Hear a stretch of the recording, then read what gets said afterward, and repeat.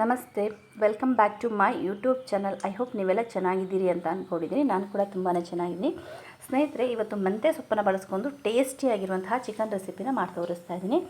ನಾನು ಅದಕ್ಕೆ ತೊಗೊಂಡಿರುವಂತಹ ಸಾಮಗ್ರಿಗಳು: 1 ಕಟ್ಟು ಮೆಂತ್ಯ ಸೊಪ್ಪನ್ನು ಚೆನ್ನಾಗಿ ತೊಳೆದು ಸಣ್ಣಗೆ ಹೆಚ್ಚಿಟ್ಕೊಂಡಿದ್ದೀನಿ. ಖಾರಕ್ಕೆ 3 ರಿಂದ 4 ಹಸಿಮೆಣಸನ್ನು ತೊಗೊಂಡಿದ್ದೀನಿ. ಜಾಸ್ತಿ ಬೇಕು ಜಾಸ್ತಿ ತೊಗೋಬೋದು. ಸ್ವಲ್ಪ ಪುದೀನ, ಸ್ವಲ್ಪ ಕರಿಬೇವಿನ ಸೊಪ್ಪು,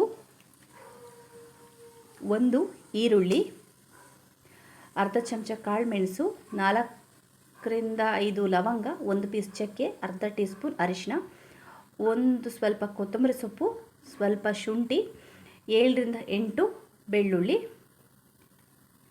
ಹಾಗೆಯೇ ಟೊಮೊಟೊ 2 ಟೊಮೊಟೊ ತೊಗೊಂಡಿದ್ದೀನಿ, ಮೀಡಿಯಮ್ ಸೈಜ್ ಇರೋವಂಥದ್ದು. ಟೊಮೊಟೊ, ಚಕ್ಕೆ, ಲವಂಗ, ಶುಂಠಿ, ಬೆಳ್ಳುಳ್ಳಿ ಎಲ್ಲ ಹಾಕಿ ಪೇಸ್ಟ್ ಮಾಡ್ಕೊಂಡಿದ್ದೀನಿ. ಈಗ ಒಲೆ ಮೇಲೆ ಪಾತ್ರೆ ಇಟ್ಟಿದ್ದೀನಿ. ಅದು ಬಿಸಿ ಆದಮೇಲೆ 4 ರಿಂದ 5 ಚಮಚ ಎಣ್ಣೆ ಹಾಕ್ತಾಯಿದ್ದೀನಿ.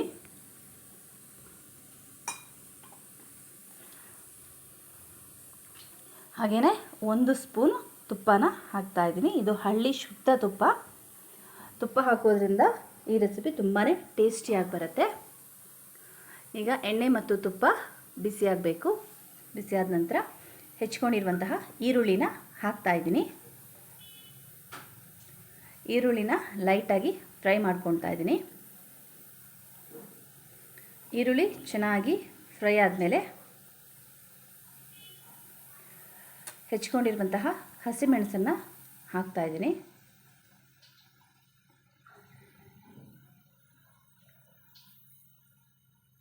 ಹಸಿಮೆಣಸು ಫ್ರೈ ಆದಮೇಲೆ ಕರಿಬೇವಿನ ಸೊಪ್ಪನ್ನು ಹಾಕ್ತಾಯಿದ್ದೀನಿ. ಇವಿಷ್ಟು ಫ್ರೈ ಆದಮೇಲೆ ಚೆನ್ನಾಗಿ ತೊಳೆದಿಟ್ಕೊಂಡಿರುವಂತಹ ಚಿಕನ್ನ ಹಾಕ್ತಾಯಿದ್ದೀನಿ. ನಾನಿಲ್ಲಿ ಅರ್ಧ kg ಚಿಕನ್ನ ತೊಗೊಂಡಿದ್ದೀನಿ.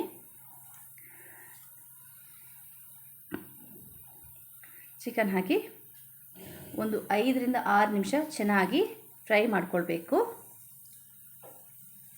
ಎಣ್ಣೆಯಲ್ಲಿ. ಸ್ವಲ್ಪ ಫ್ರೈ ಆದಮೇಲೆ ಅರಿಶಿನ ಪುಡಿನ ಹಾಕ್ತಾಯಿದ್ದೀನಿ. ಈಗ ರುಚಿಗೆ ತಕ್ಕಷ್ಟು ಉಪ್ಪನ್ನು ಹಾಕ್ತಾಯಿದ್ದೀನಿ.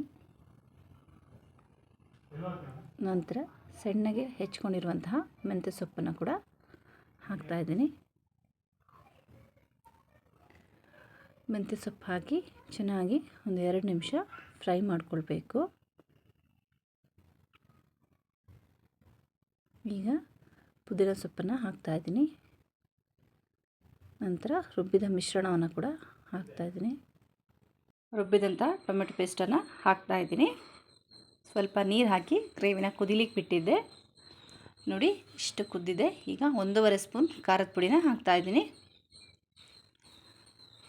ಲೈಟಾಗಿ ಮಿಕ್ಸ್ ಮಾಡಿಕೊಂಡು ಅರ್ಧ ಸ್ಪೂನು ಗರಂ ಮಸಾಲನ ಹಾಕ್ತಾಯಿದ್ದೀನಿ.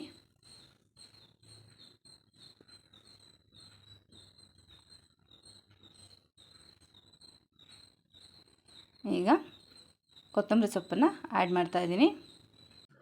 ಸ್ವಲ್ಪ ಕೊತ್ತಂಬರಿ ಸೊಪ್ಪು ಹಾಕಿ ಮೀಡಿಯಮ್ ಉರಿನಲ್ಲಿ 5 ನಿಮಿಷ ಕುದಿಸ್ತಾ ಇದ್ದೀನಿ. ಸ್ವಲ್ಪ ಗ್ರೇವಿ ತಿಕ್ಕಾಗಿ ಬರುತ್ತೆ. ಸ್ನೇಹಿತರೆ, ಚಿಕನ್ ಯಥೇಚ್ಛವಾಗಿ ತಿನ್ನೋದ್ರಿಂದ ನಮ್ಮ ಆರೋಗ್ಯದ ಮೇಲೆ ವ್ಯತಿರಿಕ್ತ ಪರಿಣಾಮ ಬೀರುತ್ತೆ. ಮಕ್ಕಳು ಕೂಡ ತುಂಬಾ ಇಷ್ಟಪಟ್ಟು ತಿಂತವೆ ಚಿಕನ್ನ. ಅವರಿಗೂ ಡೈಲಿ ಕೊಡಬೇಕು ಅಂದರೆ ನಮಗೂ ಭಯ ಆಗ್ತಾ ಇರುತ್ತೆ. ಈ ಥರ ಏನಾದ್ರು ಟ್ರೈ ಮಾಡಿ ಕೊಡೋದ್ರಿಂದಾಗಿ ಹೆಚ್ಚು ಪರಿಣಾಮ ಬೀರೋದಿಲ್ಲ. ನೋಡಿ ಗ್ರೇವಿ ರೆಡಿಯಾಗಿದೆ. ಸ್ಮೆಲ್ ಘಮ ಅಂತ ಬರ್ತಾ ಇದೆ. ಈ ಗ್ರೇವಿ ಅನ್ನ, ಚಪಾತಿ, ಮುದ್ದೆ, ರೊಟ್ಟಿ, ಪುಲ್ಕ, ಪರೋಟ, ದೋಸೆ ಎಲ್ಲ ಬೆಸ್ಟ್ ಕಾಂಬಿನೇಷನು. ಆದರೆ ನಾನು ಇಲ್ಲಿ ನಮ್ಮ ಮಲೆನಾಡು ಭಾಗದ ಸ್ಪೆಷಲ್ ತಿಂಡಿಗಳಲ್ಲೊಂದಾದಂತಹ ಅಕ್ಕಿ ಕಡುಬನ್ನು ಮಾಡ್ಕೊಂಡಿದ್ದೀನಿ. ಈ ಗ್ರೇವಿಗಂತೂ ಸೂಪರ್ ಕಾಂಬಿನೇಷನು. ನೀವು ಕೂಡ ಮನೆಯಲ್ಲಿ ಟ್ರೈ ಮಾಡಿ ರೆಸಿಪಿ ಹೇಗಿತ್ತು ಅಂತ ನನಗೆ ಕಮೆಂಟ್ ಬಾಕ್ಸಲ್ಲಿ ಕಮೆಂಟ್ ಮಾಡಿ ತಿಳಿಸಿ. ನನ್ನ ಈ ವಿಡಿಯೋ ಇಷ್ಟ ಆಗಿದರೆ ದಯವಿಟ್ಟು ಲೈಕ್ ಮಾಡಿ, ಶೇರ್ ಮಾಡಿ, ಸಬ್ಸ್ಕ್ರೈಬ್ ಮಾಡೋದನ್ನು ಮರಿಬೇಡಿ. ಮುಂದಿನ ವಿಡಿಯೋದಲ್ಲಿ ಸಿಗ್ತೀನಿ. ನಮಸ್ಕಾರ.